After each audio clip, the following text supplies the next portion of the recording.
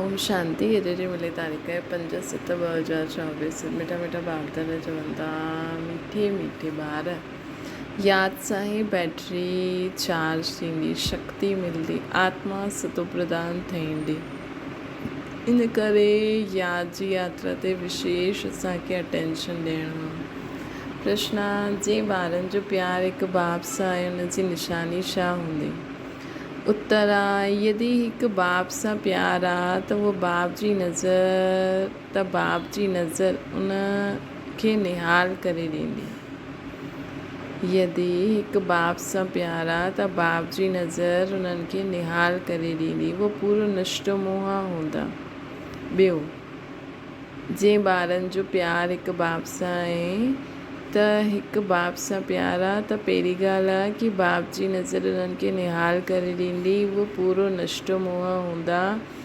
जंहिंखे बेहद जे बाप सां प्यारु पसंदि अची वियो, उहो ॿिए कंहिं प्यार में न फसी सघंदा। उन्हनि जी बुद्धि झूठ करण सां, झूठे मनुष्यनि सां टुटिजी पवंदी। बाबा तव्हांखे हाणे अहिड़ो प्यारु ॾींदा आहिनि जो अविनाशी ठही वेंदा आहियो। सतयुग में बि तव्हां आपस में ॾाढो प्यार सां रहंदा आहियो। ओम शांति। बेहद जो बाप जो प्यारु हाणे हिकु बार तव्हां ॿारनि खे मिलंदो आहे, जंहिं प्यार खे भक्ति में बि ॾाढो यादि कंदा आहिनि। बाबा बसि तव्हांजो ई प्यारु खपे। तव्हां माता पिता ई तव्हां सभु कुझु आहियो। हिकु सां ई अधु कल्प जे लाइ प्यारु मिली वेंदो आहे। तव्हांजे हिन रूहानी प्यार जी महिमा अपरंपार आहे। बाबा जी रूहानी प्यार जी महिमा अपरंपार आहे। बाप ई तव्हां ॿारनि खे शांतीधाम जो मालिक ठाहींदा आहिनि। हाणे तव्हां दुखधाम में आहियो। अशांत ऐं दुख में सभु चिल्लाईंदा आहिनि, धणी धोड़ी कंहिंजो न आहे। हिन करे भक्ति मार्ग में यादि कंदा आहिनि, परंतु क़ाइदे से भक्ति जो बि समय हूंदो आहे अधु कल्प। इहे त ॿारनि खे सम्झायो आहे। ईअं न कि बाप अंतर्यामी आहे, बाप खे सभिनि जे अंदरि ॼाणण जी दरकार ई न आहे। उहो त थॉट रीडर हूंदा आहिनि, उहे बि इहे विद्या सीखंदा आहिनि। हिते उहा ॻाल्हि न आहे। बाप ईंदा आहिनि, बाप ऐं ॿार ई हिन सॼो पार्ट वॼाईंदा आहिनि। हिते उहा ॻाल्हि आहे ई न। बाप ईंदा आहिनि, बाप ऐं ॿार ई सॼो पार्ट वॼाईंदा आहिनि। बाप ॼाणंदा आहिनि सृष्टि जो चक्कर फिरंदो ई रहंदो आहे, उन में ॿार कीअं पार्ट वॼाईंदा आहिनि। ईअं न कि उहा हर हिक जे अंदरि खे ॼाणंदा आहिनि। इहे त राति जो बि सम्झायो हुयो कि हर हिक जे अंदरि त विकार आहिनि, ॾाढा छी मनुष्य आहिनि। बाप अची करे गुल ठाहींदा आहिनि न। इहे बाप जो प्यारु तव्हां ॿारनि खे हिकु ई बार मिलंदो आहे, जो पोइ अविनाशी थी वेंदो आहे। बाप अची करे गुल ठाहींदा आहिनि। इहे बाप जो प्यारु तव्हां ॿारनि खे हिकु ई बार मिलंदो आहे, जो अविनाशी थी वेंदो आहे। त केॾी ख़ुशी जी ॻाल्हि आहे। बाबा अची करे असांखे गुल ठाहींदा आहिनि। हुते तव्हां हिक ॿ सां ॾाढो प्यारु कंदा हुयो, हाणे तव्हां मोह जी ठहो था न। सतयुगी राज्य में मोहजीत राजा रानी तथा प्रजा जो राज्य चइबो आहे न। त बाबा सतयुगी राज्य आहे, मोहजीत राजा रानी तथा प्रजा जो राज्य। हुते कॾहिं कोई रोईंदो न आहे, दुख जो नाम न आहे। तव्हां ॿार ॼाणंदा आहियो बराबरि भारत में हेल्थ वेल्थ ऐं हैप्पीनेस हुई, हाणे न आहे। श्री हाणे रावण राज्य आहिनि, इन में सभु दुख भोगंदा आहिनि। हाणे रावण जो राज्य, हिन में सभु दुख भोगंदा आहिनि। पोइ बाप खे यादि कंदा आहिनि कि अची करे सुख शांति ॾियो, रहम करो। हाणे पहिरियों हिन भारत में हेल्थ वेल्थ हैप्पीनेस हुई, हाणे न आहे। श्री रावण जो राज्य आहे, हिन में सभु दुख भोगंदा आहिनि। पोइ बाप खे यादि कंदा आहिनि कि अची करे सुख शांति ॾियो, रहम करो। बेहद जो बाप रहम दिल आहे न। रावण आहे बेरहम करण वारो, दुख जो रास्तो ॿुधाइण वारो। बेहद जो बाप रहम दिल आहे, रावण आहे बेरहम जो दुख जो रास्तो ॿुधाईंदो आहे। लेकिन बाप असांखे सदा सुख जो रास्तो ॿुधाईंदा आहिनि न। सभु मनुष्य दुख जे रास्ते में हलंदा आहिनि। सभिनि खां वॾे ते वॾो दुख ॾियण वारो इहो काम विकार आहे। हिन करे बाप चईंदा आहिनि, मिठे ॿार, काम विकार खे जीत पइनो त जगत जीत ठही वेंदो। हिन काम विकार ते जीतण सां असां जगत खे जीतण वारा ठही वेंदासीं। हिन लक्ष्मी नारायण खे जगत जीत, मोह जीत, महाराजा महारानी चईंदा आहिनि। जगत जीत ऐं मोह जीत, जगत खे बि जीतण वारा आहिनि। कीअं? ख़ासि हिन काम विकार खे जीतण सां। इहे जगत जीत ठहिया ऐं मोह जीत बि ठहिया। मोह जीत ठही करे पास विद ऑनर्स थिया। तव्हांजे साम्हूं एम ऑब्जेक्ट बीठी आहे। मंदरनि में भल वेंदा आहिनि, परंतु उन्हनि जी बायोग्राफी कुझु ॼाणंदा न आहिनि। जीअं गुड़ियनि जी पूजा थींदी आहे, देवियुनि जी पूजा कंदा आहिनि, रची करे ख़ूब श्रंगारे करे भोग लॻाए करे भोग आदि लॻाईंदा आहिनि। परंतु उहे देवियूं त कुझु बि खाईंदियूं न आहिनि। खाईंदा त सभु ब्राह्मण ई आहिनि। क्रिएट करे पोइ पालना करे पोइ विनाश करे ॾींदा आहिनि। हिनखे चइबो आहे अंधश्रद्धा। सत्युग में इहे ॻाल्हियूं हूंदियूं न आहिनि। इहे सभु रस्म रिवाज निकिरंदी आहे कलयुग में। तव्हां पहिरियों हिकु शिव बाबा जी पूजा कंदा आहियो, जंहिंखे अव्यभिचारी राइटियस पूजा चइबी आहे। तव्हां पहिरियों हिकु शिव बाबा जी पूजा कंदा आहियो, जंहिंखे अव्यभिचारी राइटियस पूजा चइबी आहे। पोइ व्यभिचारी पूजा शुरू थींदी आहे। बाबा अक्षर चइण सां ई परिवार जी ख़ुशबू ईंदी आहे न। तव्हां बि चईंदा आहियो, तव्हां माता पिता तव्हांजे हिन ज्ञान ॾियण जी कृपा सां असांखे सुख गनेरे मिलंदा आहिनि। बुद्धि में यादि आहे कि असां पहिरियों मूल वतन में हुआसीं। हुतां खां हिते ईंदा आहियूं, शरीर वठी करे पाठ वॼाईंदा आहियूं। हुतां खां हेठि आयासीं, शरीर वरितोसीं, हाणे हिन शरीर में वेही करे पाठ था वॼायूं। जंहिं समय जंहिं कर्मेंद्रियनि जो कार्य में वठिणो आहे उनखे कार्य में वठो, पोइ डिटैच थी वञो। पहिरियों असां दैवी चोलो वठंदा आहियूं, अर्थात देवता आहियूं कहलाईंदा आहियूं। पहिरियों असांजो दैवी चोलो हूंदो आहे न। असांजो शरीर दैवी हूंदो आहे, हिकदमि शुद्ध पवित्र स्वच्छ हूंदो आहे। विकार जी बास न ईंदी आहे, अर्थात देवता कहलाईंदा आहियूं। पोइ क्षत्रिय वैश्य शूद्र वर्ण में ईंदा आहियूं। भिन्न भिन्न पाठ वॼाईंदा आहियूं। इहे ॻाल्हियूं तव्हां पहिरियों ई ॼाणंदा हुयो। हाणे बाबा पहिरियों तव्हां न ॼाणंदा हुयो, इहे ॻाल्हियूं असां पहिरियों न ॼाणंदा हुआसीं। हाणे बाबा अची करे असांखे आदि मध्य अंत जो नॉलेज तव्हां ॿारनि खे ॾिनो आहे न। पंहिंजी बि नॉलेज ॾिनी आहे कि मां हिन तन में प्रवेश कंदो। हाणे बाप अची करे आदि मध्य अंत जी नॉलेज तव्हां ॿारनि खे ॾींदा आहिनि। पंहिंजी बि नॉलेज ॾींदा आहिनि कि मां हिन तन में अची करे प्रवेश कंदो। बाबा पंहिंजी बि नॉलेज ॾींदा आहिनि कि मां हिन तन में अची करे प्रवेश कंदो आहे। इहे पंहिंजे 84 जन्मनि खे न ॼाणंदा आहिनि। तव्हां बि न ॼाणंदा हुयो न। श्याम सुंदर जो राज त सम्झायो आहे। इहे श्री कृष्ण आहे नई दुनिया जो पहिरियों प्रिंस। राधे आहे 2nd नंबर में। इहे पंहिंजे बाबा चवनि था कि 2nd नंबर में राधे आहे। थोरो वर्ष जो फ़र्क़ु हूंदो आहे। पहिरियों श्री कृष्ण जो जन्म थींदो आहे, पोइ थोरे वर्ष पोइ राधे जो जन्म थींदो आहे। सृष्टि जे आदि में इन्हनि जो पहिरियों नंबर चइबो आहे। इन करे श्री कृष्ण खे सभु प्यार कंदा आहिनि। इन्हनि खे ई श्याम ऐं सुंदर चइबो आहे न। स्वर्ग में त सभु सुंदर ई सुंदर हुया। हाणे स्वर्ग किथे आहे? चकर फिरंदो ई रहंदो आहे। ईअं न कि समुद्र हेठि हली वेंदो, जीअं चईंदा आहिनि न लंका द्वारिका हेठि हली वई। न, इहे चकर फिरंदो आहे। भला हेठि हली वई मतिलबु किथे? हेठि धरती जे हेठि न हली वई, इहे चकर फिरंदो आहे। जीअं समय हलंदो रहंदो आहे न, समय हलंदो रहंदो आहे, उअं ई हिते बि सृष्टि चकर हलंदो ई रहंदो आहे। त जेको पुठियां थी वियो उनखे चईंदा आहिनि जीअं हेठि हले। त बाबा चईंदा आहिनि कि हिन चक्कर खे ॼाणण सां असां चक्रवर्ती महाराजा महारानी विश्व जा मालिक ठही वेंदासीं। प्रजा बि त पंहिंजे खे मालिक सम्झंदी आहे न। चईंदा आहिनि असांजो राज्य, भारतवासी चईंदा असांजो राज्य। भारत नाम आहे न, हिंदुस्तान नाम रॉन्ग आहे। वास्तव में आदि सनातन देवी देवता धर्म ही आहे, है न। परंतु धर्म भ्रष्ट कर्म भ्रष्ट थियण जे कारण पंहिंजे खे देवता कहलाए न सघंदा आहिनि। ये बि ड्रामा जी नूंद आहे न। त बाप कीअं अची करे देवी देवता धर्म जी स्थापना करे।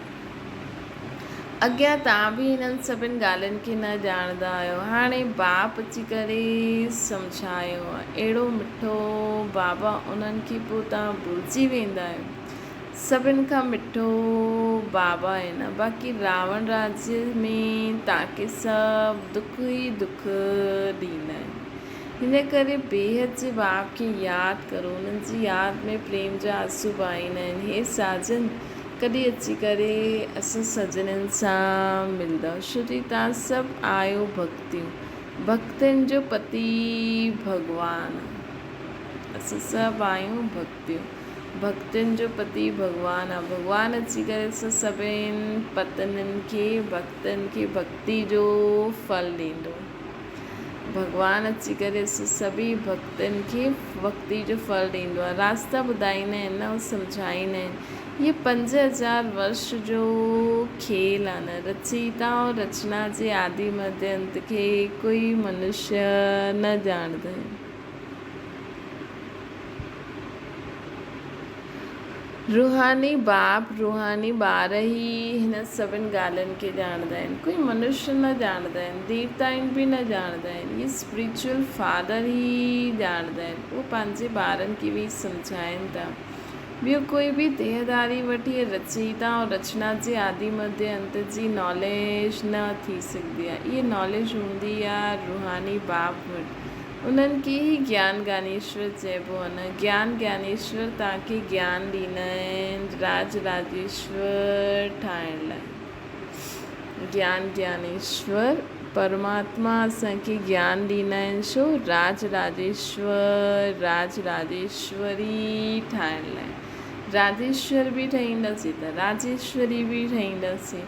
इन करे हिनखे राजयोग चइबो आहे न। बाक़ी उहे सभई आहिनि हठ योग। त असां राजयोग सां छा था ठाहियूं? राज राजेश्वर राज राजेश्वरी। हठ योगियुनि जा बि चित्र ॾाढा आहिनि। सन्यासी जॾहिं ईंदा आहिनि उहे अची करे पोइ हठ योग सिखलाईंदा आहिनि। जॾहिं ॾाढी वृद्धि थी वेंदी आहे तॾहिं हठ योग आदि सिखलाईंदा आहिनि। बाप सम्झाईंदा आहिनि मां ईंदो ई आहियां संगम ते अची करे पंहिंजी तव्हांखे राजधानी स्थापना करे ॾींदो। बाबा जी मदद सां ई पूरी राजधानी ठहे थी न। स्थापना हिते कंदा आहिनि, स्थापना हिते कंदा आहिनि न कि सतयुग में। सतयुग आदि में त राजा ई आहे त ज़रूरु संगम ते ई स्थापना कंदा न। हिते कलयुग में आहिनि सभु पुजारी, सतयुग में आहिनि सभु पूज्य। त बाप पूज्य ठाहिण लाइ ईंदा आहिनि न। पुजारी ठाहिण वारो आहे रावण। बाप असांखे पूज्य ठाहिण लाइ ईंदा आहिनि। ऐं पुजारी ठाहिण वारो केरु आहे? पुजारी केरु ठाहींदो आहे? रावण। इहे सभु ॼाणणो खपे न। इहे ऊच ते ऊच पढ़ाई आहे। त बाबा असांखे पुजारी खां पूज्य ठाहींदा आहिनि। रावण असांखे दुख में ढकेले करे पोइ दुखी ठाहे करे पोइ पुजारी ठाहींदो आहे। ऐं बाबा असांखे सत्य ज्ञान ॾेई करे पूज्य लाइक़ु ठाहींदो आहे। इहे सभु ॼाणणो खपे। इहे ऊच ते ऊच पढ़ाई आहे न। हिन टीचर खे ॼाणंदा न आहिनि। हू सुप्रीम बाप बि आहे, टीचर बि आहे, सतगुरु बि आहे असांजो। इन टीचर खे ॼाणंदा ई न आहिनि कोई। उहो सुप्रीम बाप बि आहे, टीचर बि आहे, सतगुरु बि आहे असांजो। इहे कोई ॼाणंदा ई न आहिनि। बाप ई अची करे पंहिंजो पूरो परिचय ॾींदा आहिनि। ॿारनि खे ख़ुदि पढ़ाए करे पोइ साथ में वठी हलंदा आहिनि। बाप ख़ुदि ई पंहिंजो अची करे परिचय ॾींदा आहिनि, ख़ुदि पढ़ाए करे पोइ ॿारनि खे साथ वठी हलंदा आहिनि। बेहद जे बाप जो लव मिलंदो आहे त पोइ ॿियो कोई लव पसंदि बि न ईंदो आहे। हिन समय आहे ई कूड़ खंड, कूड़ी माया कूड़ी काया। भारत हाणे कूड़ो खंड आहे, पोइ सत्युग में हूंदो सचखंड। भारत कॾहिं विनाश खे न पाईंदो आहे। इहे सभिनि खां वॾो तीर्थ आहे, जिते बेहद जो बाप ॿारनि खे वेही सृष्टि जे आदि मध्य अंत जो राज सम्झाईंदा आहिनि। जैसे बाबा चईंदा आहिनि इहे वॾे ते वॾी पाठशाला आहे। अॼु बाबा चवनि था इहे वॾे ते वॾो तीर्थ आहे।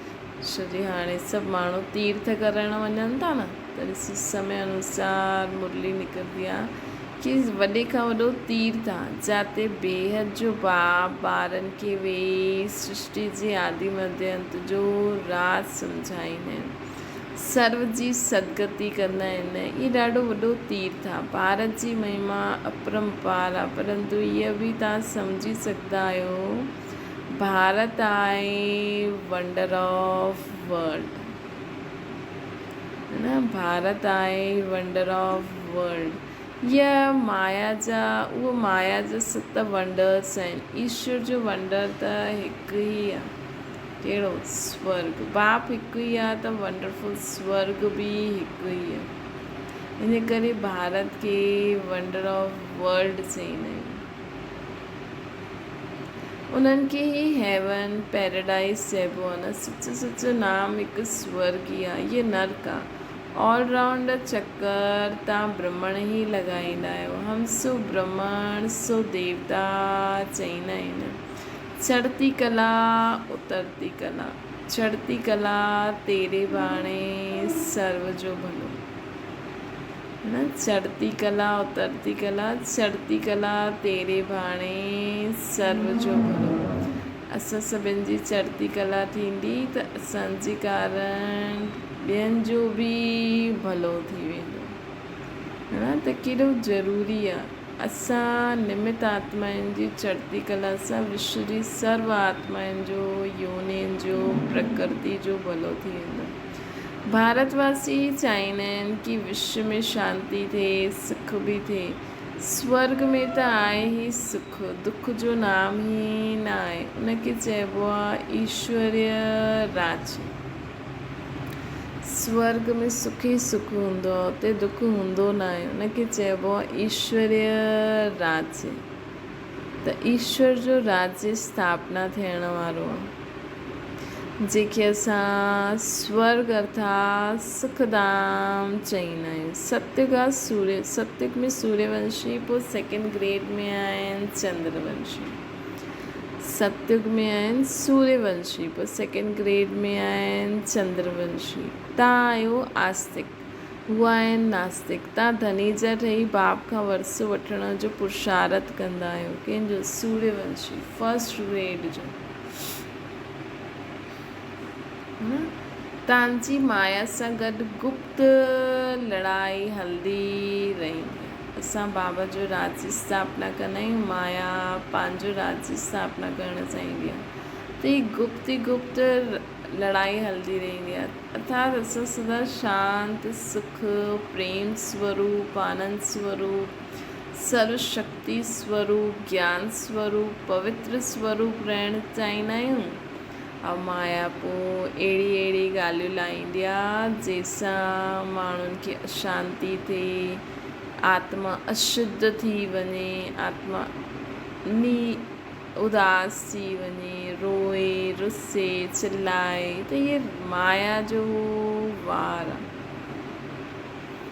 त असांजी गुप्त लड़ाई हलंदी आहे। बाप ईंदा आहिनि रात्रि जो, शिवरात्रि आहे न, परंतु शिव जी रात्रि जो बि अर्थ न सम्झंदा आहिनि। ब्रह्मा जी राति पूरी थींदी आहे, ॾींहुं पूरो शुरू थींदो आहे। उहे चईंदा आहिनि श्री कृष्ण भॻवानु वाचे। इहा त आहे शिव भॻवानु वाचे।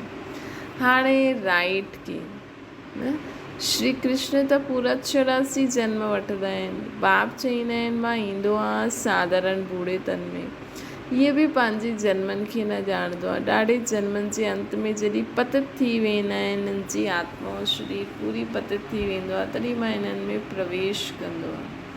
पतित सृष्टि पतित राज्य में ईंदो आहियां। पतित दुनिया में अनेक राज्य, पावन दुनिया में हिकु ई राज्य न। हाणे ॾिसो गवर्नमेंट में बि असां गवर्नमेंट जो राज्य, कांग्रेस, BJP अलाए कंहिंजा आहिनि। पहिरियों त चलो हिकु राजा रानी हूंदो हुयो, फिर द्वापर में अलॻि अलॻि स्टेट जा राजा रानी हूंदा हुया। हाणे गवर्नमेंट जो राज्य हूंदो।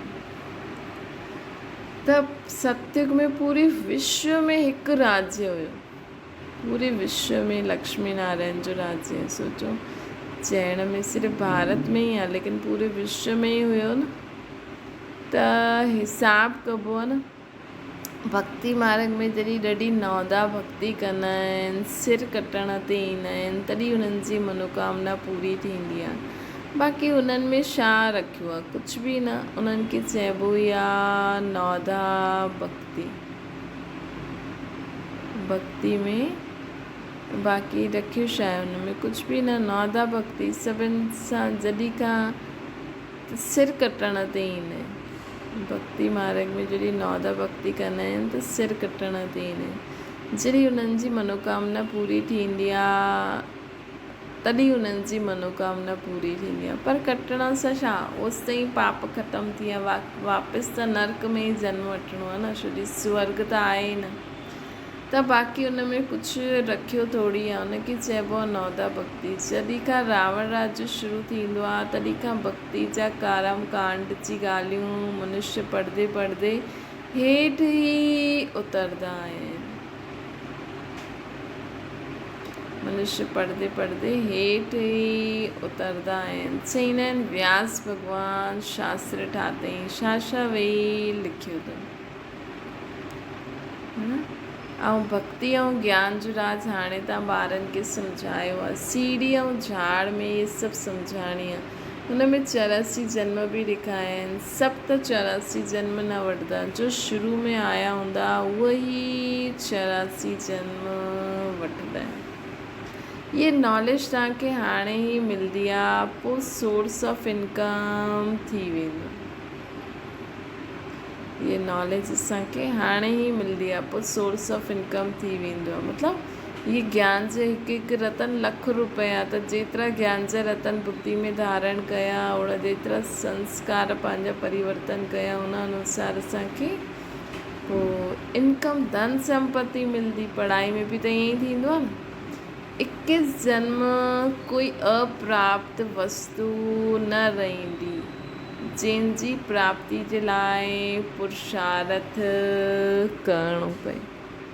सोचो, 21 जन्म असां वटि कोई बि अप्राप्त वस्तु न रहंदी, जंहिंजी प्राप्ति जे लाइ असांखे पुरुषार्थ करिणो पए। इनखे चइबो आहे बाप जो हिकु ई स्वर्ग, वंडर ऑफ वर्ल्ड, है न। इनखे चइबो आहे बाप जो हिकु ई स्वर्ग, वंडर ऑफ द वर्ल्ड चइबो आहे। स्वर्ग खे छा चईंदा आहियूं? Wonder of the world. नाम ई आहे पैराडाइज़। उनजो बाप असांखे मालिक ठाहींदा आहिनि। उहे त सिर्फ़ु वंडर ॾेखारींदा आहिनि, परंतु तव्हांखे त बाप उनजो मालिक ई ठाहे ॾींदो। सिर्फ़ु स्वर्ग जी दुनिया ठाहींदा न आहिनि, बाप त असांखे स्वर्ग जो मालिक ई ठाहे ॾींदा आहिनि। हिन करे हाणे बाप चईंदा आहिनि निरंतर मूंखे यादि करो। बाबा खे यादि करण सां, दैवी गुण धारण करण सां असां छा ठही वेंदासीं? वंडर ऑफ वर्ल्ड जा मालिक ठही वेंदासीं। त हिन करे बाप चईंदा आहिनि निरंतर मूंखे यादि करो। सिमर सिमर सुख पाओ, कल कलेश मिटे सभु तन जा, जीवन मुक्त पद पायो। सिमर सिमर सुख पायो, कल कलेश मिटे सब तन जा, जीवन मुक्त पद पायो। पवित्र ठहण लाइ याद जी यात्रा बि ॾाढी ज़रूरी आहे न। मन मना भव त पोइ अंत मते सुगति थी वेंदी। मन मना भव त पोइ अंत मते सुगति थी वेंदी। गति चइबो आहे शांति धाम खे, सदगति चइबो आहे सुखधाम खे। सदगति हिते थींदी आहे, हिन धरती ते। गति शांति धाम में, शांति धाम में हूंदी आहे। हिते असांखे सुख ऐं शांति हूंदी आहे। हिते सदा शांति न रही सघंदा आहियूं, कर्म त करिणो पवंदो न। चीज़नि खे यूज़ करे शांति सां यूज़ कंदासीं त हुन सां सुख जो आनंद त मिलंदो न। सदगति जे अगेंस्ट थींदी आहे दुर्गति। हाणे कलयुग में असांजे जीवन में दुर्गति हुई, हाणे असां सदगति जे रास्ते ते हलूं था। हाणे तव्हां बाप खे ऐं रचना जे आदि मध्य अंत खे ॼाणे विया आहियो। तव्हांखे बाप सां लव मिलंदो आहे। बाप नज़र सां निहाल करे ॾींदा आहिनि न, सम्मुख अची करे ई नॉलेज ॿुधाईंदा आहिनि। हिन में प्रेरणा जी त कोई ॻाल्हि ई न आहे। बाप डायरेक्शन ॾींदा आहिनि। ईअं यादि करण सां तव्हांजी आत्मा खे शक्ति मिलंदी। जीअं बैटरी चार्ज थींदी आहे, इहा मोटर आहे, हिन जी बैटरी डल थी वई आहे। हाणे सर्वशक्तिवान बाप सां गॾु योग लॻायो। हाणे सर्वशक्तिवान बाप सां गॾु योग लॻाइण सां, बुद्धि योग लॻाइण सां तव्हां सतो प्रधान थी वेंदव। बैटरी हिकदमि चार्ज थी वेंदी। बैटरी हिकदमि चार्ज थी वेंदी। बाप ई अची करे सभिनि जी आत्माउनि जी बैटरी खे चार्ज कंदा आहिनि न। बाबा अची करे सभी आत्माऊं रूपी बैटरियुनि खे चार्ज कंदा आहिनि। सर्वशक्तिवान बाप ई आहे। इहे मिठी मिठी ॻाल्हियूं बाप ई वेही सम्झाईंदा आहिनि। उहो भक्ति जो शास्त्र त जन्म जन्मांतर पढ़ंदा आया आहियूं असां। वो भक्ति जो शास्त्र त असां जन्म जन्मांतर पढ़ंदा ई आया आहियूं। हाणे बाप सभु धर्मनि जे लाइ हिकु ई ॻाल्हि ॿुधाईंदा आहिनि। कहिड़ी? मन मना भव। सभु धर्म वारनि जे लाइ हिकु ई ॻाल्हि आहे, मन मना भव। पंहिंजी खे आत्मा सम्झी मूंखे यादि करो त तव्हांजा सभु पाप कटिजी वेंदा। आत्माऊं हिकदमि शुद्ध चार्जड थी वेंदी। छोजी बाबा जी यादि कंदासीं त स्वच्छ बि थी वेंदी आहे। बाबा चईंदा आहिनि न, मुंहिंजी यादि में दैवी गुणनि जी धारणा बि थी वेंदी आहे। त भले ॿियो कुझु बि न करो, कोई पुरुषार्थ न करो, बसि हर घड़ी, हर पल, हर सेकेंड असांखे बाप जी यादि रहे, है न। हाणे यादि करणु तव्हां ॿारनि जो कमु आहे। हिन में मुंझण जी ॻाल्हि न आहे। पतित पावन हिकु बाप ई आहे। पोइ पावन ठही सभु घर परम धाम में हलंदा। हाणे पतित पावन बाप खे यादि करे सभी पावन थी वेंदा। पोइ सभु पावन ठही वापसि पंहिंजे घर पावन ठही सभु घर हलंदा। परम धाम में सभु घर हलंदा मथे शांति धाम में। पोइ वापसि पंहिंजे समय ते ईंदासीं। सभिनि जे लाइ इहे नॉलेज आहे। इहे सहज राजयोग ऐं सहज ज्ञान। ये सहज राजयोग ऐं सहज ज्ञान। अच्छा, मीठी मीठी सिखियल ते ॿारनि प्रति माता पिता बाप दादा जो यादि प्यार ऐं गुड मॉर्निंग। रूहानी बाप जी सभिनि रूहानी ॿारनि खे नमस्ते। असांजी बि रूहानी माता पिता बाप दादा खे यादि प्यार गुड मॉर्निंग ऐं नमस्ते। धारणा जे लाइ मुख्य सार। सर्वशक्तिवान बाप सां पंहिंजो बुद्धि योग लॻाए करे बैटरी चार्ज करणी आहे। आत्मा खे सतो प्रधान ठाहिणो आहे। यादि जी यात्रा में कॾहिं बि मुंझणो न आहे।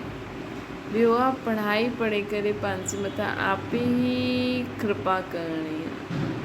बाप समान प्यार जो सागर ठहिणो आहे असांखे। जीअं बाप प्यार जो सागर आहे, जीअं बाप जो प्यार अविनाशी आहे, ईअं सभिनि सां अविनाशी सचो प्यार रखिणो आहे असांखे।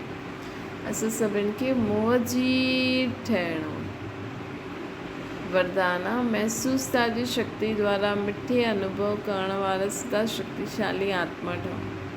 इहा महसूसता जी शक्ति ॾाढी मिठा अनुभव कराईंदी आहे। कॾहिं पंहिंजे खे बाप जे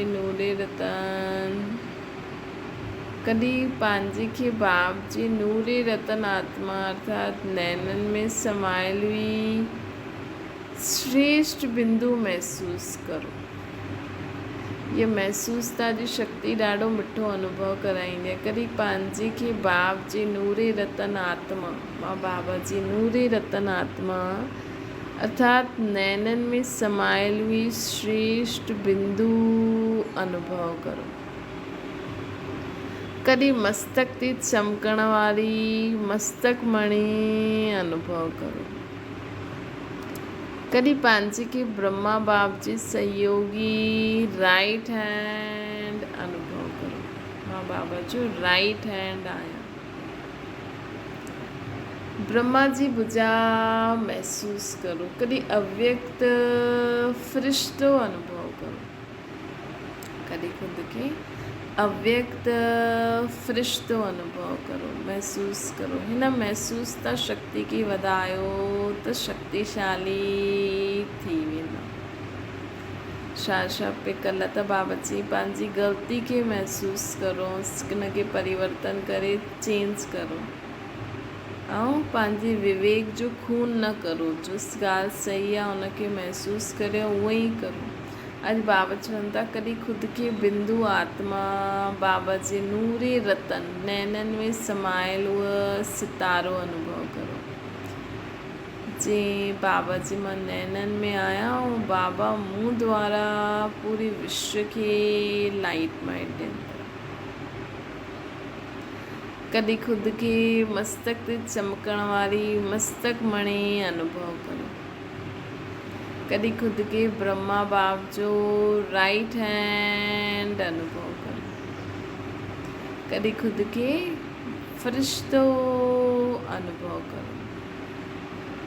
फ़रिश्तो अर्थात जंहिंजो कोई कंहिंसां रिश्तो ई न आहे, सिर्फ़ु मां आत्मा ऐं बाबा बसि। कंहिंसां कोई वैर भाव न, कंहिंसां कोई रिश्तो ई न हुजे, हुनखे चइबो आहे फ़रिश्तो।